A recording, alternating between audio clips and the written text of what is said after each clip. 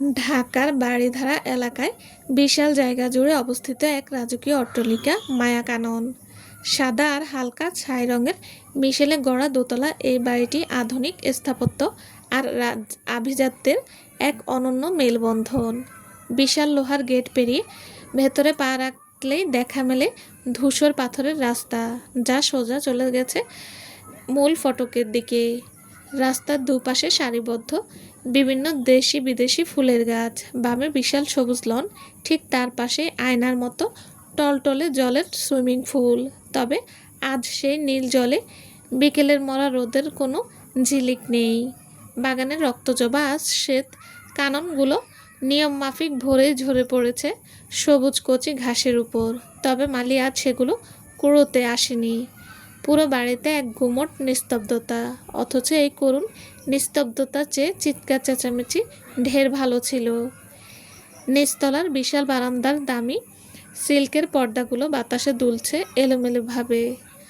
ঝাড়বাতির এত আলোর মাঝেও ড্রয়িং রুমে যেন মধ্যরাতের কবরস্থানের মতো নিঝুম মনে হচ্ছে উর্মির কাছে। বাতাসে গোলাপ জল আর আগরবাতির ঘ্রাণ মিশে এক ভারী পরিবেশ তৈরি করেছে। সেন্টার টেবিলের ওপর রাখা দামি ক্রিস্টালের ফুলদানিতে গত রাতের রজনীগন্ধাগুলো শুকিয়ে নুয়ে পড়েছে। ড্রয়িং রুমের মাঝখানে কাচের শীতল কফিন বক্সের শুয়ে আছেন এই অট্টালিকার প্রাণশক্তি, মায়াবতী শেহনাত শাহরি। তার পাশেই শুয়ে আছে একটা ছোট্ট মিষ্টি নিষ্পাপ জান্নাতি পরী। আজ ভোর রাতে উর্মি তাসরিফদের সাথে এই বাড়িতে এসেছে। উর্মিদের পরিবারের সকালেই আলো ফুটতে এ বাড়িতে হাজির হয়েছে। গতকাল রাতে ওদের সবার সমস্ত চেষ্টা দোয়া ব্যর্থ করে আল্লাহ তাআলা তার বান্দাকে নিজের কাছে নিয়ে গেছেন। ড্রয়িং রুমের গেট দিয়ে তাসরিফ সহ আরও কয়েকজন সাদা কাপড়ে মোড়ানো স্টিলের খাটিয়া নিয়ে প্রবেশ করলো। আবির্জাতের সব আবরণ খুলে এখন শেহনাতকে ওই সাধারণ খাটিয়াতেই উঠতে হবে। উর্মির দৃষ্টি স্থির হলো এক জোড়া রক্তলাল চোখে। গতকাল রাতে যে অক্ষিযুগল সেজদা ও মোনাজাতের রবের দরবারে অঝোরধারায় অশ্রুবর্ষণ করেছিল, আজ সেই চোখ জোড়া চৈত্রের খরার মতো শুষ্ক। এখানে উপস্থিত অন্য সবাই কান্নাকাটি করলেও ওই লোকটা একেবারে শান্ত, নির্জীবের মতো প্রাণপ্রিয় স্ত্রীর কফিন বক্সের দিকে এগিয়ে যায়। সবার কান্নায় যখন বাতাস ভারী হয়ে আসছে, তখন ওই শক্ত পাথর কঠিন মানুষটিকে দেখে উর্মির জীবন্ত লাশ মনে হচ্ছে। ওই নির্বিকার চোখে কোনো জল নেই, নেই কোনো আর্তনাদ। স্থির হাতে সে তার জীবনের সুখ, শান্তি, ভালোবাসা ও মায়া তার স্ত্রীকে খাটিয়ায় শুইয়ে দিল পরম মমতায়, সাথে সেই মুষ্টি পরিবারটাকেও।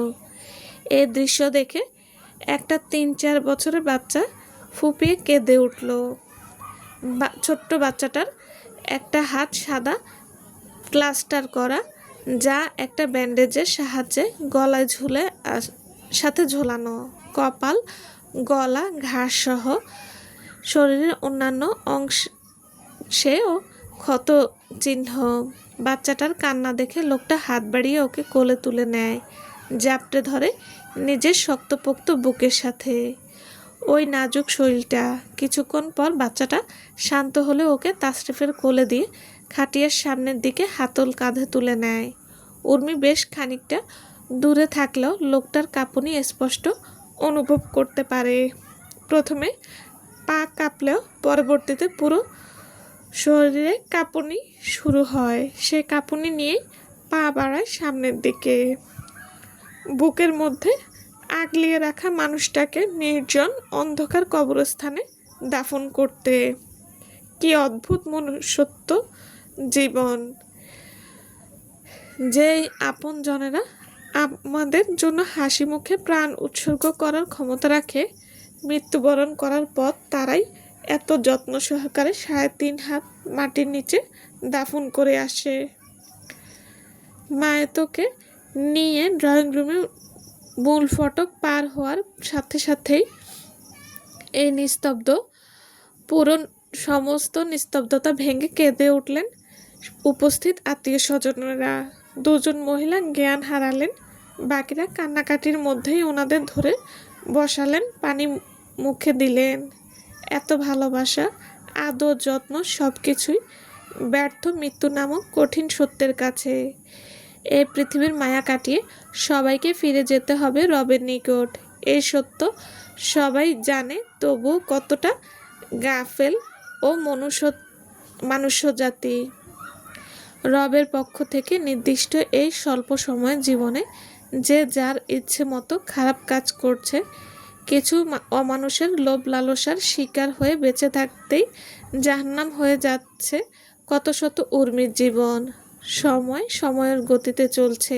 জানালার পাশে থাকা মানি প্ল্যান্টের নতুন কুঁড়িটা গত কয়েকদিনে বেশ খানিকটা বেড়ে উঠেছে। 7 দিন আগেও যেটা স্রেফ এক বিন্দু জলের ন্যায় ছিল, ইতিমধ্যে তা পূর্ণাঙ্গ পাতার রূপ নিতে শুরু করেছে। হেসনাতের মৃত্যুর পর 8-9 দিন কেটে গেছে। মায়া কাননের সেই করুণ বিষণ্ণতা হয়তো সময়ের নিয়মে কিছুটা ফিকে হয়ে গেছে। তবে উর্মির এই ছন্নছাড়া জীবনে আজ আবারও এক বিশাল ঝড় আছড়ে পড়েছে।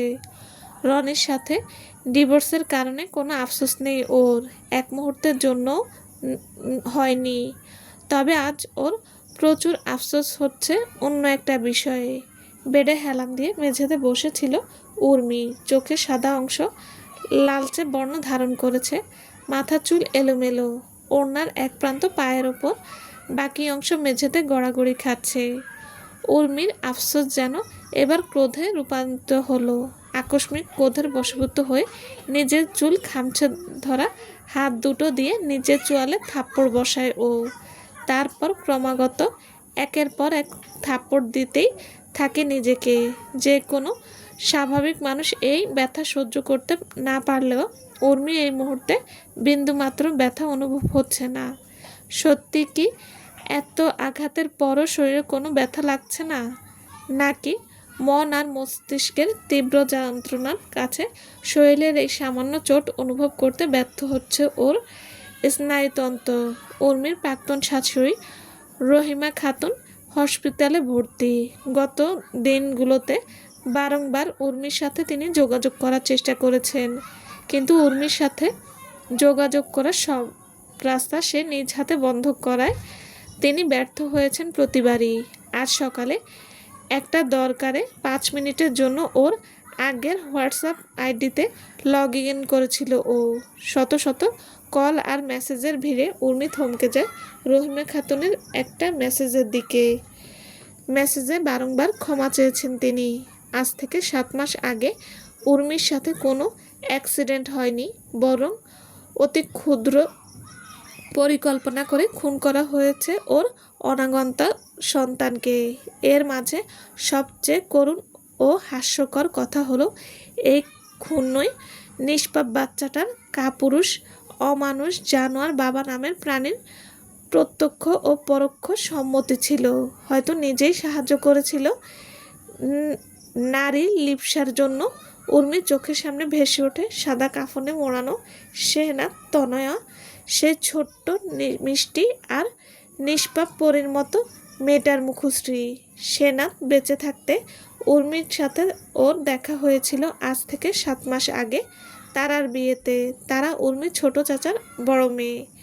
শেহনাজ তখন দ্বিতীয়বারের মতো সন্তান সম্ভবতা ছিল, আর উর্মি ছিল প্রথম।